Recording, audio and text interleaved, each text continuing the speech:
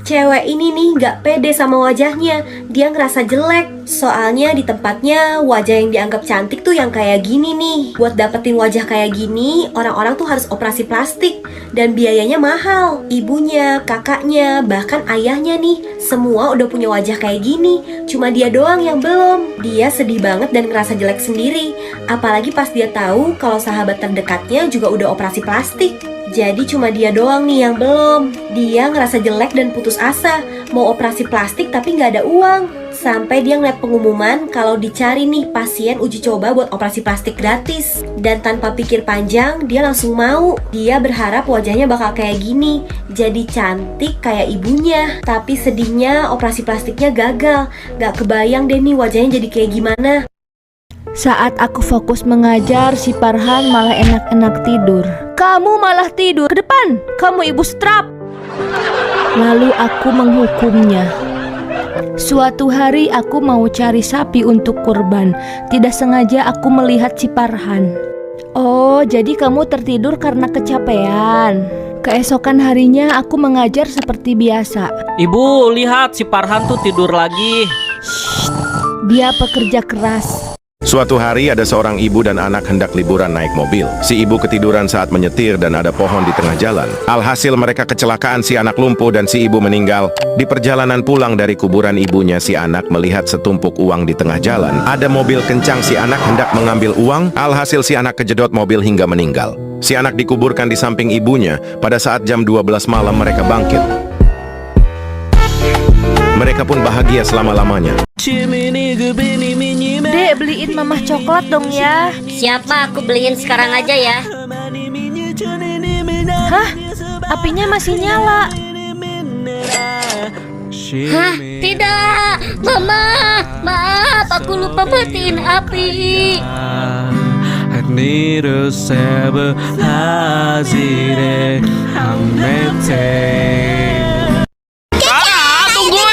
Anjir, pelan-pelan boy. Woi, pelan-pelan boy. Astaga, Rara, pelan-pelan lah.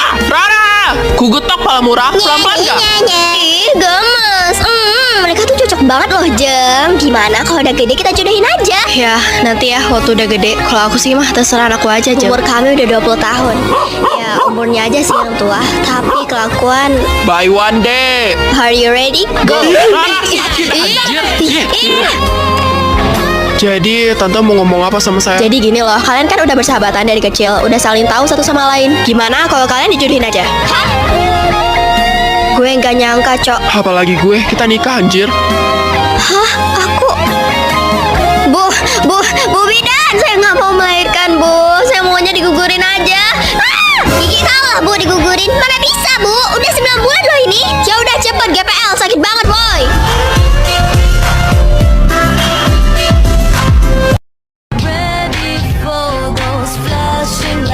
Pak, boleh pinjam teflon nggak? Telepon maksudnya. Ganggu aja. Cepat, 5 menit. Apa? Di penjara?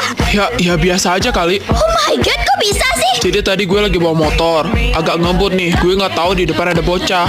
Nah, dubrak, metong deh. Kan, udah gue bilang kalau bawa motor tuh jangan ngebut. Jadi metong kan anak orang. Dah, mampus lu situ. Jangan gitulah. Tapi besok lo mau jenguk gue kan? Gak mau. Gue mah gak sudi ya punya pacar kriminal. Tapi kalau dipikir kasihan juga anjir, mana keluarganya jauh lagi. Selamat siang Nona, ada keperluan apa ya? Mau ngejenguk Aiden? Oh, Aiden ya, silakan masuk Nona. Dia sudah menunggu dari tadi pagi.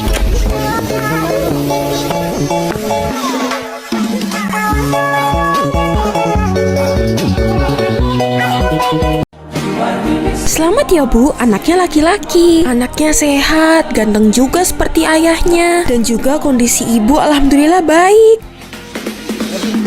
Kata dokter anak saya ganteng seperti saya. Pas saya lihat, anaknya kok botak. Jadi masih gantengan aku kan sayang? Kamu ada-ada aja sih sayang. Namanya juga bayi baru lahir makanya botak. Ini anak kamu loh sayang. Masa kamu cemburu sama dia? Ya ampun, anak mama udah mau sekolah. Ganteng banget sih. Iyalah, kan mamanya cantik. Kamu bisa aja deh. Masih gantengan juga ayah. Kamu mah nggak ada apa-apanya sama ayah. Lihat aja nanti kalau aku udah besar, pasti aku lebih ganteng. Ada dasar ayah dan anak. Hoje em dia é difícil encontrar uma menina que não trabalha no job, toda viciada em sentar, pedindo pix pros cara que é bigode. Cocok nggak ya kalau gue pakai ini? Nggak pede anjir.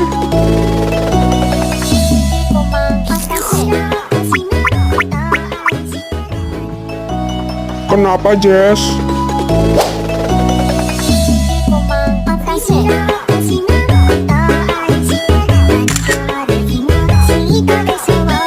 Sugar, cepat ke sini. Ada apa, Ma? Bantu Mama pasang gas. Siap, Ma, laksanakan. Kau Sugar sedang apa? Menjauh, Haina, nanti meledak. Aku gak mau jadi tumbal. Gasnya ada asap. Telepon damkar, cepat ke sini. Ada apa, Bu? Ada gas keluar asap di rumahku. Siap, tenang, Bu. Berdoa. Semoga kami masuk surga dan dapat Bidadari cantik, kami adalah orang pemberani. aman, Bu. Semuanya sudah terkendali. Duh, kebelet pipis. Nita. Iya, Mama. Kamu jaga di sini dulu ya, deh. Mama kebelet pipis. Nanti kalau ada yang beli, bilang aja tunggu Mama ya. Soalnya kamu belum ngerti. Oke, Ma. Beli beras dong 10 kilo. Ibu, belinya nanti ya. Tunggu sebentar, tunggu Mama saya dulu. Sebentar doang kok. Wah, yang jaga anak kecil nih. Bisa saya tipu, terus saya untung banyak nih. Aduh, nggak bisa. Saya bisanya sekarang. Soalnya saya buru-buru. Cepetan, saya mau beli sekarang. Oh, buru-buru. Yaudah, Bu. Saya ambil lebih jadi 15 kilo. Nih, saya ambil ya 10 kilo. Nah, terus nih uangnya nih. Ini bener nggak ya uangnya? Itu uangnya 200.000. Harusnya kembali 10.000. Udah nggak usah, buat kamu aja kembaliannya. Kembaliannya nggak usah. Oke, makasih ya, Bu. Sama-sama. Aduh, lega. Mama, tadi ada yang beli 10 kilo beras nih uangnya. Hah? 10 kilo beras cuma dikasih 1.000. Kenapa dia bilang tunggu Mama? Tuh kan kita ditipu. Adek. Wanita ini memasang aplikasi pendeteksi suara hantu saat dia tidur malam.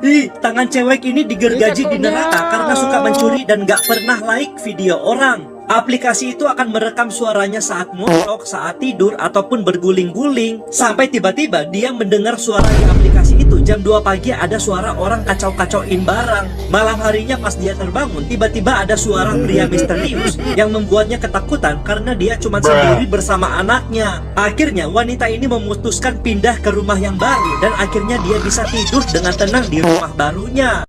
Ibu ini melahirkan seorang bayi yang berukuran besar. Pas bayi itu berumur 1 tahun, badannya udah setinggi orang tuanya. Dan saat usia 5 tahun, tinggi bocil itu udah mencapai 5 meter. Karena itu, setiap hari dia cuma di rumah, gak dibolehin keluar buat main. Ibunya takut kalau anaknya dibully oleh temennya. Sekarang bocil itu udah tumbuh dewasa. Karena badannya makin besar, rumah yang mereka tinggali udah gak muat lagi. Terus orang tuanya mutusin bikinin rumah yang lebih besar buat anaknya itu. Di tempat yang baru ini, si bocil bisa lebih nyaman melakukan aktivitasnya.